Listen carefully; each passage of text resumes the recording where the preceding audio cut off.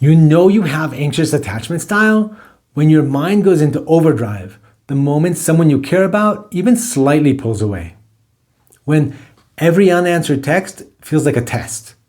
When you start replaying every past conversation, checking if you said something wrong, or start feeling a wave of panic when you think someone might be losing interest. In this video, we'll explore where that anxiety really comes from, and I'll guide you through a short practice and visualization at the end that can help you find calm in the storm of worry and help you trust and feel loved even when there's distance. Hi, I'm Aaran Solh. I'm a relationship therapist and life coach. I'm also an author and the founder of Alchemy. Welcome. Now, the first thing I want you to understand about anxious attachment is that there's a great deal of difference between missing someone and feeling anxious without them, or always being worried about what they're thinking and feeling out of a fear of abandonment. I admit that for an anxiously attached individual, that can be confusing, but let me try to help you see the difference. Imagine for a second that you're missing someone you love. There's this feeling of longing and a bit of sadness, but there's also happiness and excitement at the thought of them and knowing that you'll see them soon. With anxious attachment, on the other hand, when you miss someone, you almost automatically start to worry on some subconscious level if you'll ever see them again. You start wondering if you'll be left alone in the dark, abandoned and desperate for love. Missing someone is a completely natural part of a relationship, but having anxiety about them abandoning you is part of an insecure pattern that it's important to heal before it destroys your current or next relationship. Now, before we dive further into healing, it's important to understand where your anxious attachment style comes from, and also to be able to look at it in a more positive way. It's important to understand that anxious attachment begins in childhood, anchoring itself into the unconscious mind.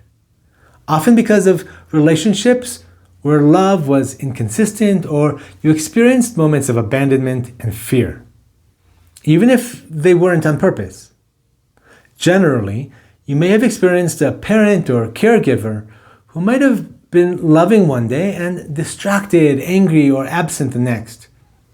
You may have been left alone to cry yourself to sleep, or you may simply have been one of many children in a home where your parent or parents felt overwhelmed.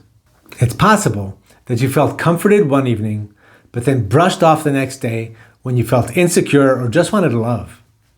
It's possible they praised you for doing well in the morning, but grew impatient or distant when you cried or asked for help later in the day. It's also possible they were physically present, but emotionally unavailable, staring at a screen, focused on work, or too overwhelmed to notice your feelings. As a child, the message you got from this was that connection wasn't guaranteed and that you had to work for love and attention. It might have been through pleasing, through overgiving, or by staying hyper aware of the other person's moods in order to take care of them. You may have even learned that to get attention, you needed to cry or throw a tantrum, amplifying your voice until someone noticed. Now, this doesn't mean your parents didn't love you or that they were severely neglectful or abused you in any way. It could be that they did their best, but simply didn't have the tools or resources to always be there for you. Eventually, your nervous system became wired to scan for signs of disconnection, always wondering if you're about to be abandoned or left alone and scared. This hypervigilance became anchored so that when there are signs you may not get the care and safety you need, you can act out in ways you learned, by being a pleaser and a caretaker, or by raising your voice so that you'll be heard better. It wasn't that you were more needy than anyone else. It's that your body learned vigilance, and adapting to the other person's needs was the price of closeness. As an adult, that early conditioning often shows up as constantly analyzing texts and tone for hidden meaning, feeling too much and fearing you'll be abandoned. It can show itself with over-explaining, apologizing, or people-pleasing to keep harmony. It can show itself in fits of anger and rage in order to raise your voice and get attention. It can mean falling quickly into relationships and struggling to take care of yourself and be calm and confident when you're alone. These experiences happen because deep down, there's an ingrained childhood belief that love and care can be taken away at any moment, leaving you to feel unsafe and abandoned. That fear makes you cling harder to relationships, hoping to feel cared for and safe. But it's a self-fulfilling prophecy. The more you cling and try to please others, the more likely they are to become disillusioned when they see that they can't possibly give you the love you never got as a child. The only path forward is to heal the wound of fear and learn to be fully yourself in every relationship. It's only when you're seeking true companionship, instead of constant reassurance, that real love can grow. But healing anxious attachment isn't about becoming less emotional, and it's not about never wanting or needing reassurance at all. It's about learning to feel safe in your own body, even when someone else is busy or simply taking care of themselves. That's the hardest part because the anxious mind equates space with danger. Healing is usually a combination of learning to calm your body when anxiety rushes through you, learning to reassure yourself of your own safety as needed, understanding and changing the story you tell yourself when you're alone, learning to enjoy small doses of space and trusting things will be okay, and choosing steady, corrective relationships with people who can remain present with you, giving you real evidence that you're safe and worth staying close to. Healing can be a process, but it's worth walking the road to healing, trusting, and feeling deeply loved, even when it's just you in your own home or walking on a trail by a river. Now, in a moment, I'll give you a short practice you can do to start your healing process. But first, I want to tell you about the 21-day healing process I've created for anxious attachment.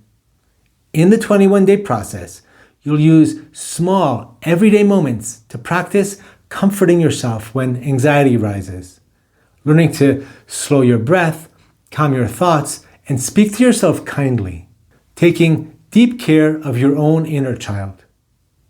Each day builds new habits that help you notice when you're spiraling and help you pause and return to a place of steadiness.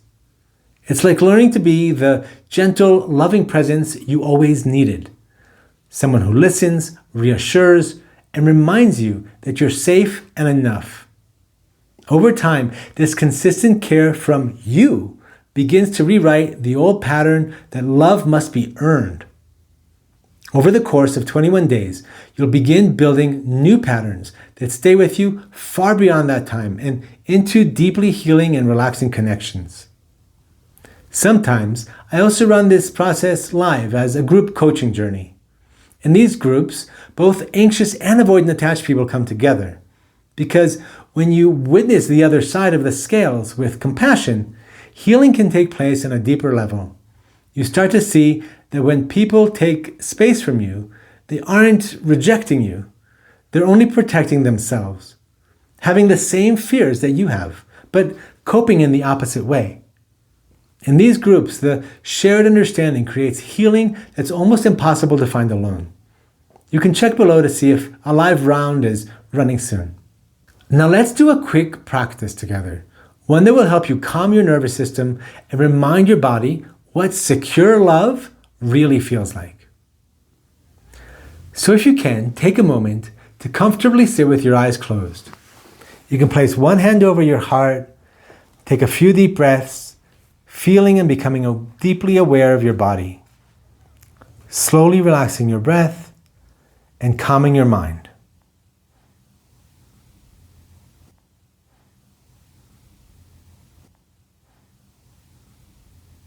Now start to imagine an older and wiser version of you standing next to you. This version of you is surrounded by a golden light. This version of you is calm, grounded, and infinitely loving.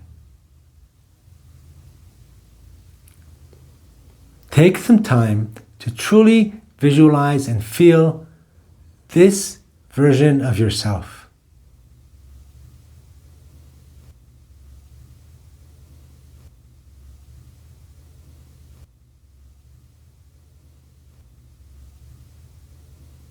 As you take deep breaths, imagine the love coming from this version of yourself, fully wrapping around your shoulders, knowing that you don't have to earn it or please somebody else to receive it. It's already yours.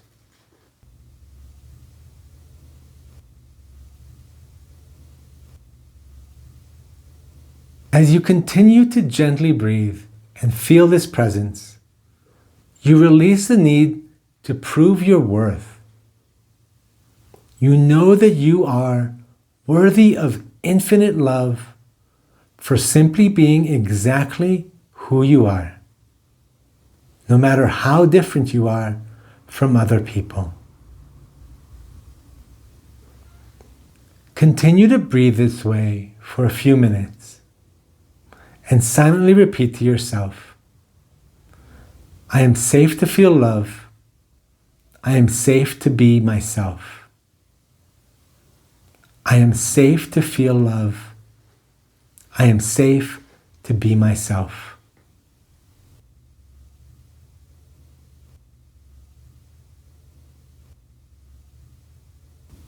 And after sitting with that, when you're ready, come out of this practice and take a moment to feel how your body softens when you stop chasing safety and start being that safety for yourself. That's what this journey is about. And if you join me for the full 21 days, you'll learn to carry that feeling into every relationship you have.